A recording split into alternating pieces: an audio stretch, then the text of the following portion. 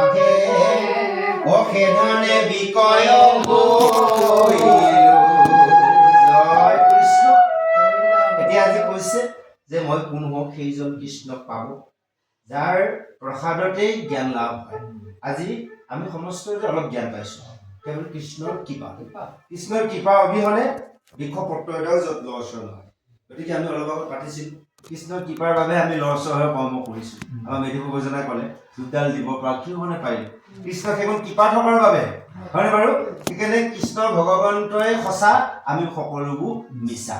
গতিকে তেওঁ আমাক কৃপা দিয়াৰ বাবে আমি জীৱিত হৈ কৰ্ম কৰি আছো। সেইকাৰণে কৈছে সেইজন ভগৱন্তৰ চৰণত যাতে মোৰ মনটো সদায় থাকে, সেইজন ভগৱানৰ আৰু গুৰু চৰণত কেতিয়াও যাতে মোৰ মন তাৰ পৰা আঁতৰি নাযায়। সেইকাৰণে কৈছে জয় জয় দেৱৰ চৰণে বন্ধু নাৰায়ণ নিৰাকা পুৰণ মুনি ধ্যানত নপাৰ ৰূপৰখা নাহি যাৰ। সেইজন ভগৱন্তৰ চৰণত ধ্যান মানে সেৱাৰ কৰিছো, য'ত নেকি সুৰ নৰ মুনিসকলে ধ্যান কৰিলে যিজন ভগৱন্তক সাক্ষাৎ দৰ্শন নাপায়, যাৰ ৰূপ দেখা নেপায়। আকৌ সেইকাৰণে কৈছে ছয় গোটা তৰ্কে বাদ পৰি মৰে, নপাওঁ পৰিছেদ সাক্ষাতে ব্ৰহ্মক কহিতে নপৰে, শিখে মুখে কহে বেদ। এতিয়া আমি ক'ত মৰিছো জানে? ছয় গোটা তৰ্ক, কাম ক্ৰোধ লোভ মোহ মদ মৎসৰ্য, এই ছয়টাত আমি মৰি আছো, হয়নে বাৰু? সেইকেইটাতে আমি লাগি আছো।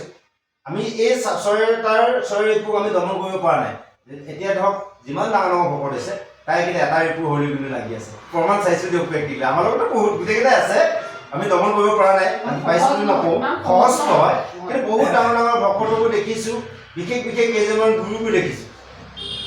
কিন্তু এই ছয় গোটা তৰ্ক ছয়টা ৰিপু যদিও 3টা 4টা 5টা বাদ দিছে, এটা লাগি আছে। কাম ক্ৰোধ লোভ মোহ মদ মৎসৰ্য, কিবা এটা লাগি আছে, হয়নে বাৰু? গতিকে সেইকাৰণে কৈছে এই ছয় ৰিপুক যেতিয়া আমি যেতিয়ালৈ দমন কৰিব নোৱাৰিম তেতিয়া আমি ব্ৰহ্মক কেতিয়াও সাক্ষাৎ কৰিব নোৱাৰো। সেই সাক্ষাৎ কেতিয়াও ব্ৰহ্মক নেপায়। সেইকাৰণে কৈছে সেইজন ভগৱন্তই কৈছে হে প্ৰভু তোমাৰ মায়াতে আশ্ৰয় কৰি তুমি এই সংসাৰখনক সৃষ্টি কৰিছা, স্বজন পালন সংহাৰ কৰিছা। যিমানবোৰ ব্ৰহ্মা মহেশ্বৰকে আদি কৰি সকলো চৰাচৰ তোমাৰ সৃষ্টি, তুমি হৈছা সকলোৱে অন্তৰ্যামী ভগৱন্ত, তুমি সকলোতে আত্মাৰূপে বিৰাজ হৈ আছা।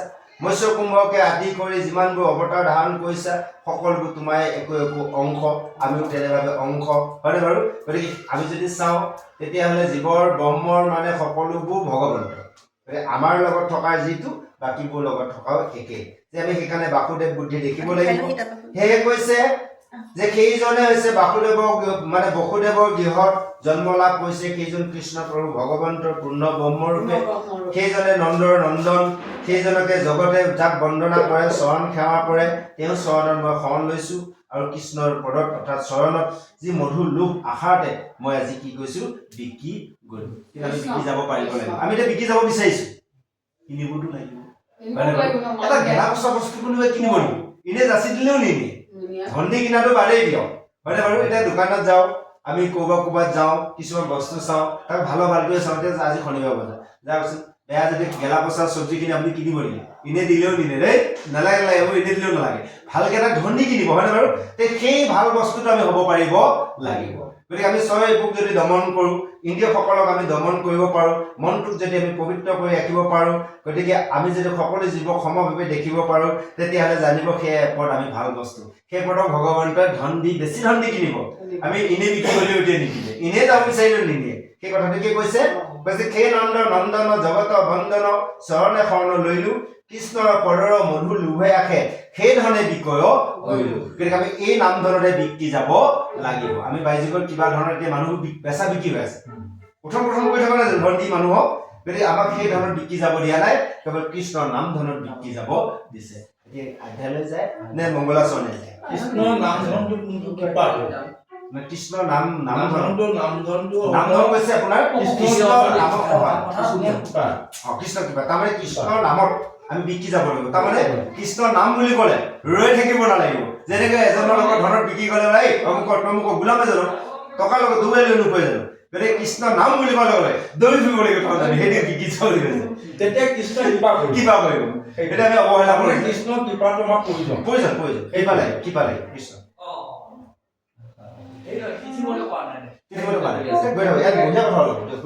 কোনটো লয় যে মংগলাচৰণ যাওঁ ধুনীয়া হ'ব মংগলাচৰণ আমি সমস্ত কথা পাম এটা কিছুমান অলপ অলপ কথা পাম মংগলাচৰণ গোটেই ভাগৱতৰ কথা জানিলে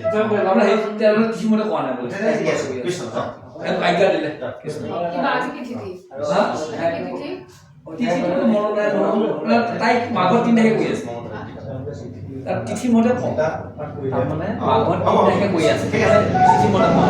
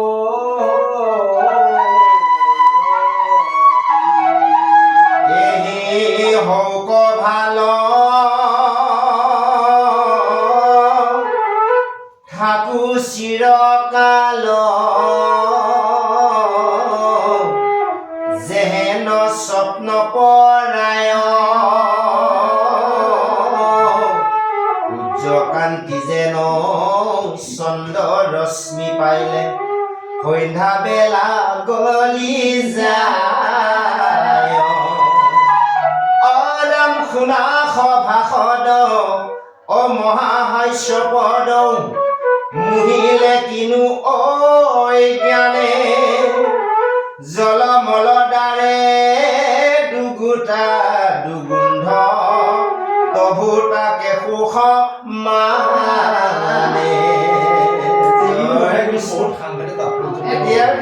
গোবিন্দ মিশ্ৰৰ কবিজনাই কৈছে যে হে প্ৰভু এই ভৱ সংসাৰখন হৈছে দুখময় তোমাৰ চৰণক নেৰি যাতে সদায় ধৰি তোমাৰ চৰণতে মোক ৰাখা তোমাৰ চৰণক মোক কেতিয়াও এৰি নিদিবা সেইকাৰণে কৈছে হৈ ললো চৰণে এবেলি মই নেপেলাইবা ঠেলি এই বাকী পদৰ কথা হয়নে বাৰু গতিকে আমাক এই বস্তুতে লাগে হৰিয়ে যাতে চৰণক আমাক ঠেলি পেলাই কেতিয়াও সকলোৱে হয় সেইকাৰণে কৈছে যে এই গৃহখন হৈছে 84 নৰক আমি গৃহত ভুঞ্জি আছো সেইকাৰণে কিছু এই গীতাৰ পদকে কয় যে আৰু এখন নৰক ক'ত আছে ইয়াতে আছে বুলি হয়নে বাৰু ইয়াত আমাৰ এটা কি হৈছে নৰক আমি ইয়াত ভুঞ্জিছো তাৰমানে কি এইটো ক্ষুদ্ৰ নৰক এই সংসাৰ ভুঞ্জি থকাটো ক্ষুদ্ৰ নৰক ইয়াতকৈ মাৰাত্মক নৰকত ভুঞ্জিব লাগিব যদি আত্মাৰ বেয়া কৰ্ম কৰি বিয়া পোৱা যায় সেইকাৰণে কৈছে এই গৃহতে থাকি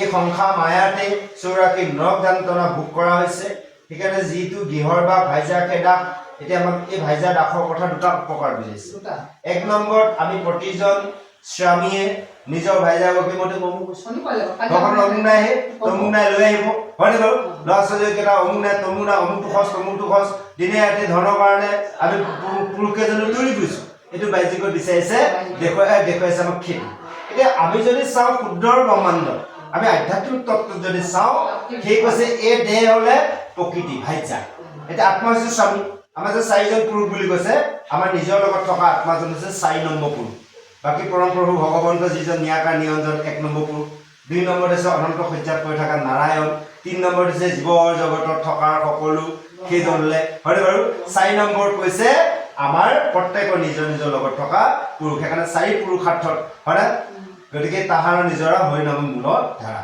গতিকে এই পুৰুষৰে কাৰ লগত ভাগ আছে এই ভাজ্যাৰ লগত দেহতে জলৈকে যাব মন গৈছে আত্মা তালৈকে লৈ গৈছে আত্মা সেইখন চৈতন্য শক্তি দি আছে দেহে গৈ আছে মন ইন্দ্ৰিয় সকলে যেনেকৈ কৰিব বিচাৰিছে আত্মা তাতে শক্তি প্ৰদান কৰি আছে সেইকাৰণে কৈছে যিটো গৃহবাস ভাজ্যা ৰাখে তাক কহিলো পৰম আজ্ঞা বানৰক যেন নৰ্তকে নচাৰে স্বামীকো নচাৰে ভাজ্যা হয়নে বাৰু যে বান্দৰক যেনেকৈ এজন নৰ্তকে নচুৱাই লৈ পোৱাৰ দৰে যেনেকৈ নাচিব তেনেকৈ নাচিব এতিয়া আমাক 2 প্ৰকাৰ বিচাৰিলে ভাজ্যা গৈ যি কৰিব দি আছে স্বামী কৰি আছে আৰু আত্মা এই ভাজ্যা দেহে যি কৰিব ভাল পাইছে আত্মা তাতে সমৰ্থন জনাই দৌৰি ফুৰিছে আত্মাটো মৰণো নাই তাৰ দুখো নাই কষ্ট নাই দেহৰে আমাৰ মৰণ আছে দেহৰে কষ্ট আছে সেই কথা কেনেকৈ বুজাইছে আৰু এইটো মানে কৈছে যেনেকৈ আমাৰ পুত্ৰ ভাজ্যাৰ কেনেকৈ ভালদৰে খাব পাৰে খুৱাব পাৰোঁ ভাল অলংকাৰ কেনেকৈ পিন্ধাওঁ ভাল বস্ত্ৰ কেনেকৈ পিন্ধাওঁ এনেভাৱে কেনেকৈ দিন কটাওঁ দিনে ৰাতিয়ে ক'তনো ধন পাম এই চিন্তাতে আমাৰ দিনবোৰ পাৰ হৈ মানে বয়সটো গৈ আছে এইটো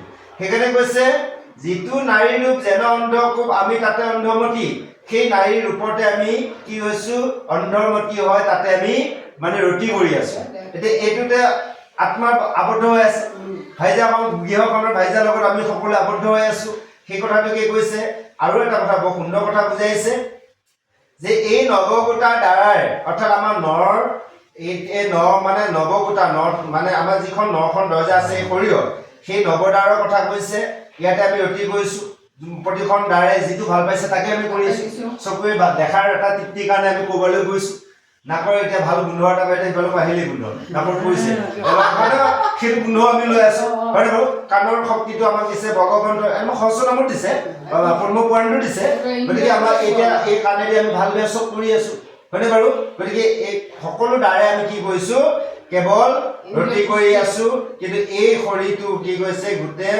আমাৰ এনেধৰণৰ কথা কৈছে এহি হৌক ভাল থাকে চিৰকালে যেন স্বপ্ন পৰাই সূৰ্য কান্তি যেন চন্দ্ৰ অস্মি পাই সন্ধ্যা বেলা গলি যায় গতিকে যেনেকৈ সি আপোনাৰ বেলি ফুলটো দৰে হয়নে বাৰু সূৰ্য কান্তি ফুলটো দৰে গতিকে ৰাতিপুৱা হ'লে সুন্দৰভাৱে ওলাল আবেলি মাৰা গ'ল তেওঁ মৰহি গ'ল তদনুক এতিয়া আমাৰো জীৱন লাহে লাহে সেই আবেলি বেলিলৈ আহিল এই যে অলপ আগতে পাতিলোঁ কিয়নো আহিলোঁ মায়া বজাৰলৈ মানে বজাৰত গধূলি হ'বলৈ আহি আছে আমাৰ চাকি তেল খলিতা নহল বেহাবলৈ অধমকি গতি হ'ল গতিকে চাকি তেল খলিতা হৈছে কি এতিয়া হ'ল আমাৰ যিটো ভক্তি হয়নে বাৰু ভক্তি চাকি কথা কৈছে আমি ভিতৰত ভক্তি চাকি জ্বলাব লাগিব বন্তি জ্বলাব লাগিব সেই যদি আমাৰ জ্বলাব নহ'ল তেতিয়াহ'লে আমাৰ জীৱনটো এনেই যোৱা বুলি কৈছে আৰু এইখিনিতে কৈছে যে শুনা সভাসত এয়া হৈছে মানে মহাৰ হাস্যপদ কেনেকৈ অজ্ঞানীসকলক কেনেকৈ মুহি আছে আমি এতিয়া অজ্ঞানীসকলক ভগৱন্ত বিষ্ণু মায়ে কেনেকৈ আমাক মুহি আছে এই কথাখিনি কৈছে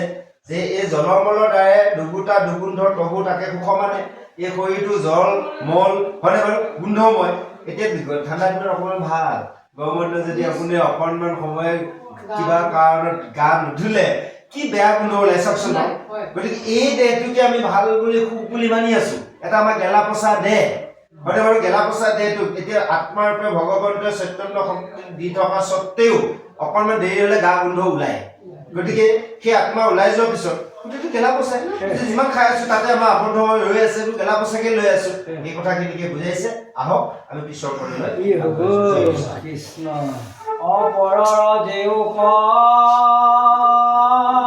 বিহা কৰি আনি তাতে পৰব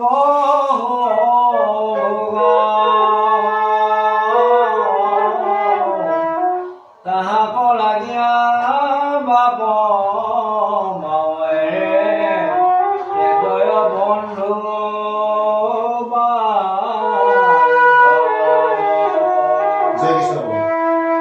আৰাম চিহ্ন সমেলাল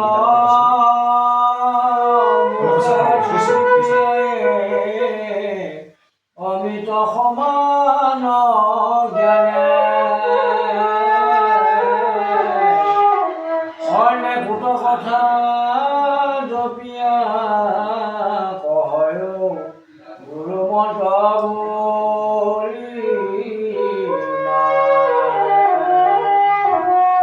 মাংসতে অপৰ মাংস মিলায় মুখতে মানুহ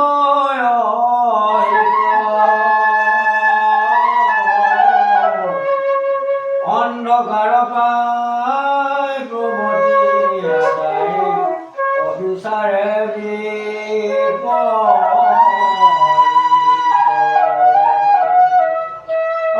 সংসাৰ স্বৰূপে গৃহ অন্ধকূপে তল গৈলনিতে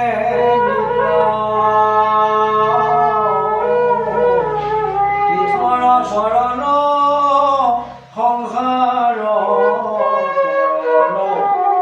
চকুল পায় আমিতো অধমক নামক নলাগে সন্দাইবোৰ সংযম দ্বাৰে চিগালক লাগি সিংহক নলাগে কুকুৰে খেদাইতে পাৰে অপাৰ সংসাৰ সুখে হুৱে পাৰ যিটো স্মৰে ৰাম বাণী কাকক লাগিয়া সুবনৰ ভাণ্ডৰ যেন নকৰয় হানি। জয় কৃষ্ণ। এতিয়া কৈছে এগৰাকী পৰ যি বিবাহ কৰাই আনি তাতেই বহুত ভোগ কৰি সিহঁতৰ লগতে মা বাপেকক এৰা। সেইটো কেতিয়া হয় জানে? বৈজ্ঞানিকভাৱে হৈছে যে জ্ঞান যেতিয়া ল'ব এজন যুৱকে তেতিয়াহ'লে পিতৃ মাতৃ কেতিয়াও অজ্ঞান নকৰে, কিন্তু অজ্ঞানিকভাৱেহে হয়তো। সেইকাৰণে আমাক প্ৰথম জ্ঞান লাভ কৰিব দিছে।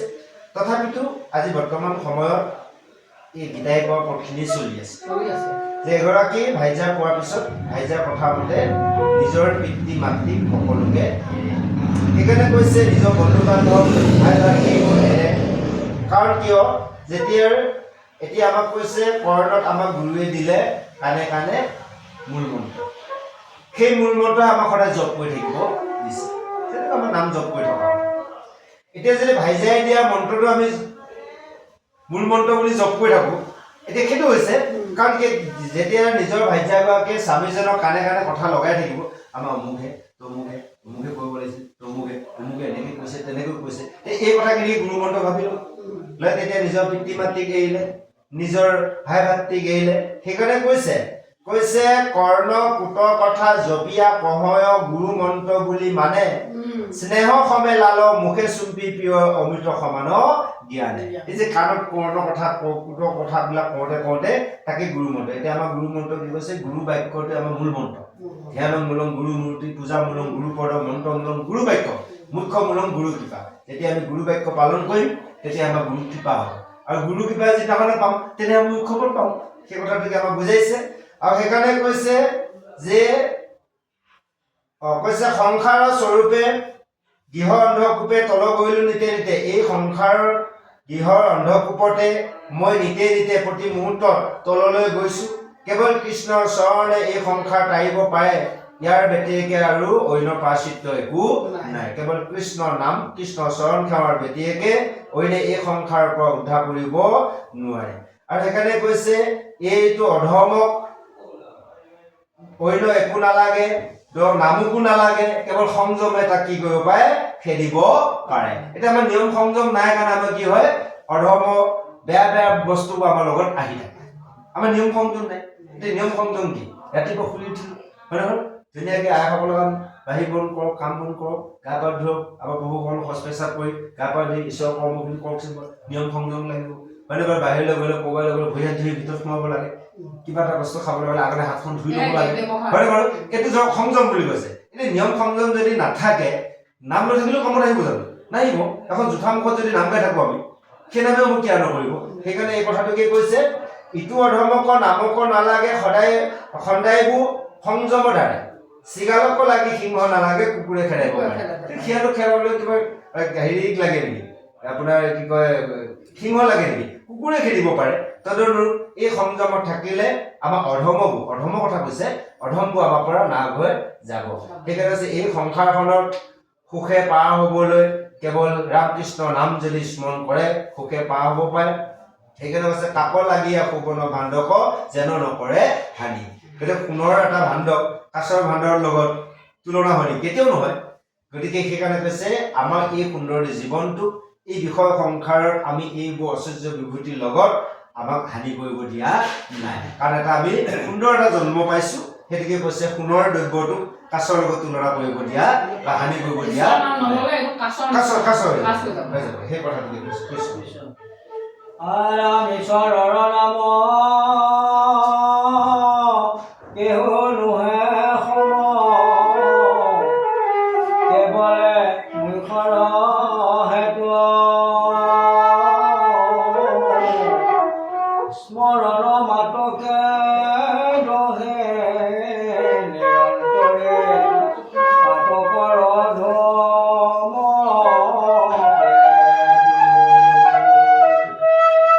অৰক্ষিত আশয় সৰ্বশাস্ত্ৰ অৰ্থ লৈ বাহা বিচাৰি চাই গীতা সমুদ্ৰত সাঁথুৰ মেলিলো গুৰু কৃপা অল্প পাই যতি ব্ৰহ্মচাৰী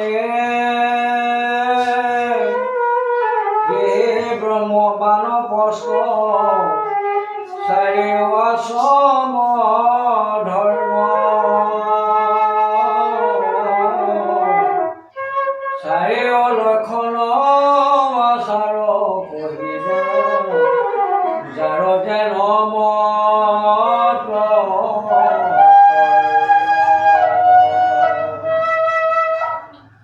ব্ৰাহ্মণ সতী হয় বৈশ্য শূদ্ৰ চাৰি বনৰ আচাৰ যত কৰ্ম কিয়া দান স্বধৰ্ম কহিবা সতীৰো কহিবা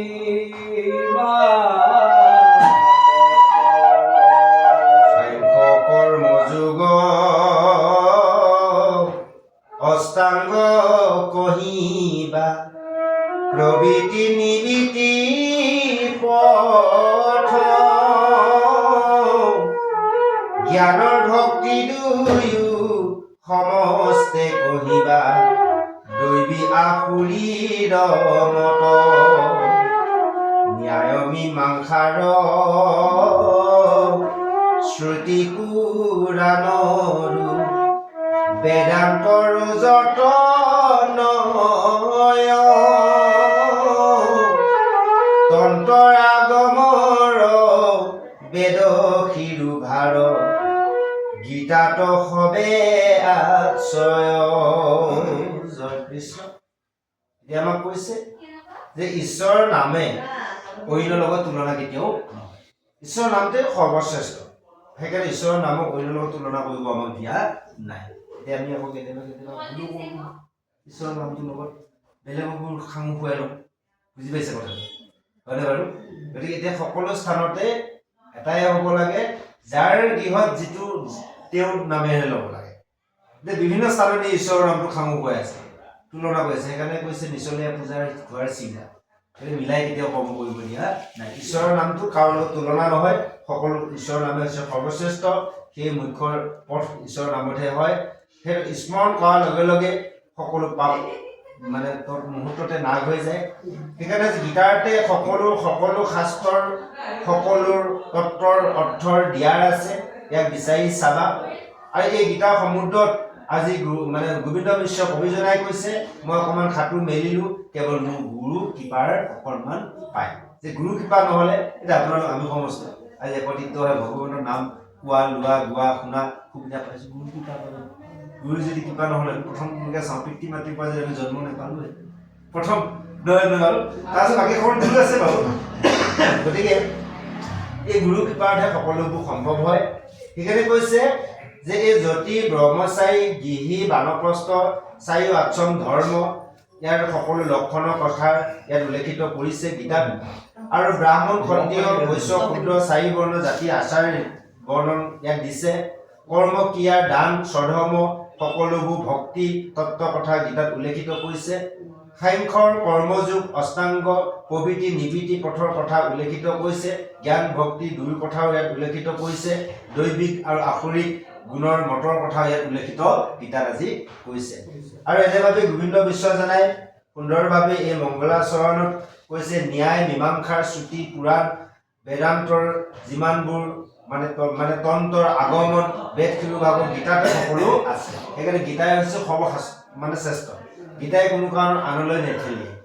আমি অন্য শাস্ত্ৰকো দেখোঁ অমুকত চালে পাবা তমুকত চালে পাবা, গীতাই কিন্তু কেতিয়াও নকয়। গীতাই নিজলৈ দেখুৱাই আছে মোতে চাবা। সেই গীতাই হৈছে সকলো। গীতাই হৈছে জ্ঞান।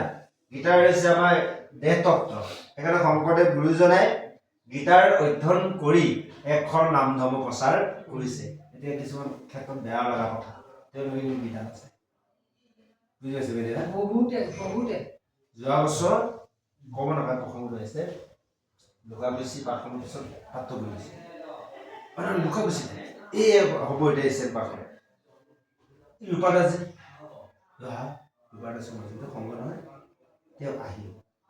তেওঁলোকে কি কৰিলে গেটতে মানে মূল গেটতে গণেশ মূৰ্তি এটা চলিলে নামঘৰ মানে মূল গেট মানে কোনটো গম পাইছে নামঘৰ গেটত নহয় যিটো মানে ভাগৱতৰ গেট পাইছে কলপুলি দিয়া গেট দুৱাৰমুখৰ গেট সেইটো গণেশ মন্দিৰ থকাৰ কাৰণে তেওঁ দেখি মানে কি নামঘৰে নোসোমালে সেই ৰূপাদাস। মই গম পাই গ'লো গণেশ মন্দিৰটো আছে আছে তেওঁলোকে জনা নাই কাৰণে ভাগৱত আচল দিব নালাগে দি দিলে তেওঁলোকে জনা নাই।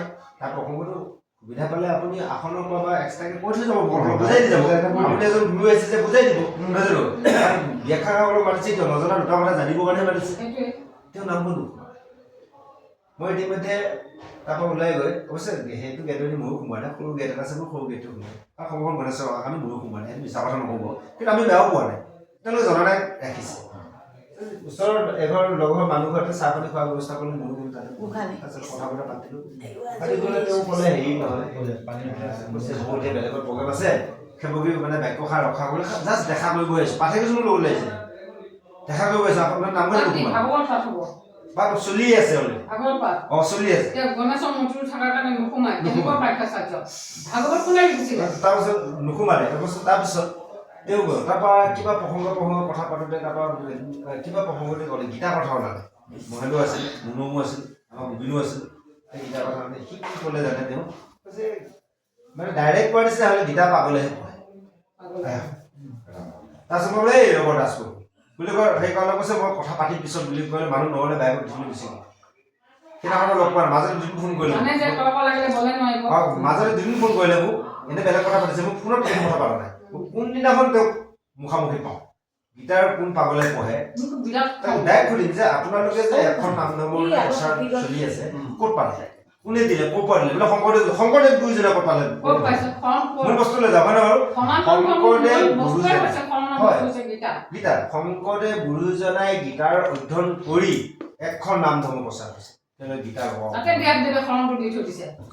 তেনেকুৱা কথা প্ৰসংগটো ওলাইছে আৰু বেলেগ কথা পাতিব নাপায় ভকতকো নিন্দা কৰিব নোৱাৰে বেলেগৰ কথা পাতে প্ৰসংগটো কৈছো আৰু গীতাৰ কথা ওলাইছে গীতাই সকলো দেখুৱাইছে গীতাতে আকৌ সেইজনাই কৈ থবলৈ গীতা পাগলে মোৰ আপোনাৰ এনেকুৱা লাগি গৈছে নহয় মানে যদি ধৰক এই আগৰ মনুষ্যৰ মানে মানুহৰ ভকতৰ মাজৰ পাৰ্থক্যটো অকণমান আহিলতো সেই প্ৰথম অৱস্থাৰ নিচিনা হয় থাপ মাৰি বাইকৰ টানি দিলোঁ নমাৰিলোঁ নহয় এনেকুৱা লাগি গৈছে আপোনাৰ মনত কাৰণ কিয় জানে আমি গীতা সত্য গীতাই আমাৰ মূল হয়নে বাৰু যেতিয়া সেনেকুৱা এটা কথা ক'ব সহ্য যাবনে বাৰু নিজৰ পিতৃ মাতৃক অৱমাননা কৰা নাই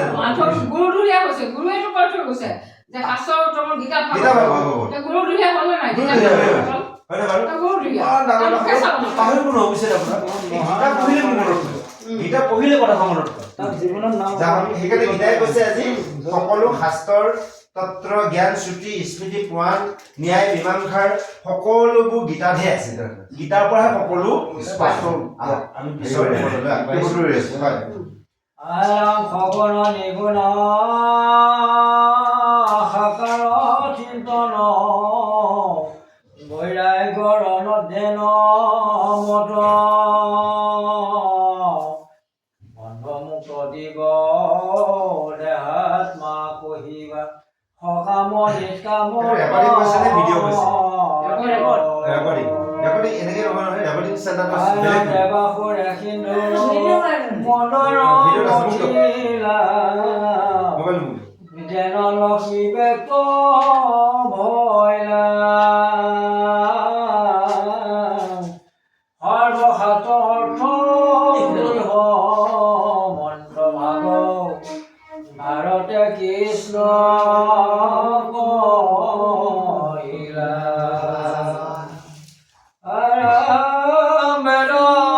ব্যাসাদি কৰে যত ঋষিগণ শাস্ত্ৰ কহিলত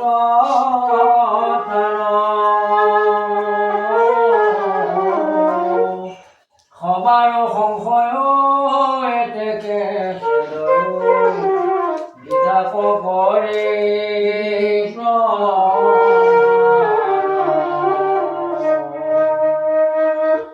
অমাতিছে দানয় কাৰবী জপুত্ৰ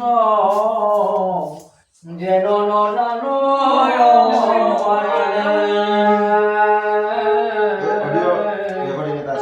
ঈশ্বৰ মুখৰ যত বেদ বাক্য জানিবা পাৰে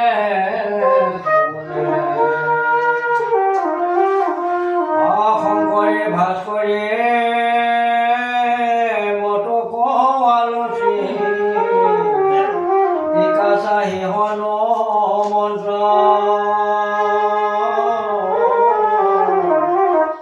আনন্দ গিৰিৰ সুবোধিনী টিকা চাৰে অধিকা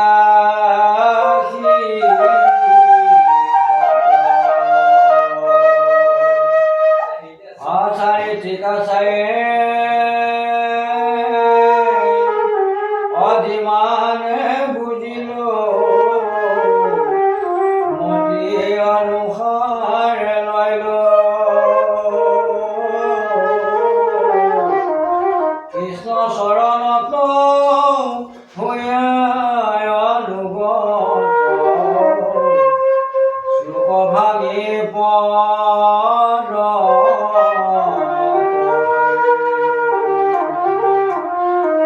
শ্লোক চাই পদব পায়ে নিন্দা নকৰিবা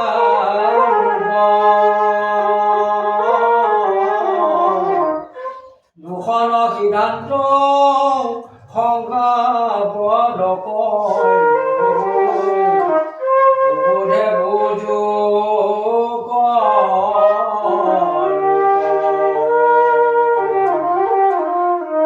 যিটো হনুমন্ত্ৰ আপুনি মোহে সৰ্বজ্ঞাত অতি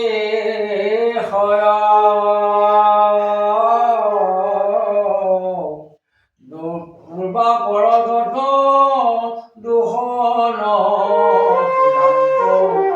তেহেকে দিলা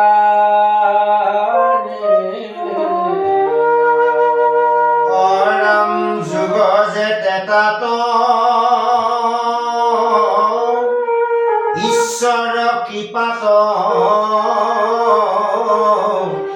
অৰ্থ জানি মহাভাগে এহি ভাষ্য হন্তে ভক্ত হনুমন্তে টিকা কৰি লন্ত আগে পদ্ম নেত্ৰ দল ভকত বৎসল কায়ক ৰাখি নিষ্টে দাপৰ শেষত কলিৰ আদ্যত পাৰ্থক কহিলা কৃষ্ণ।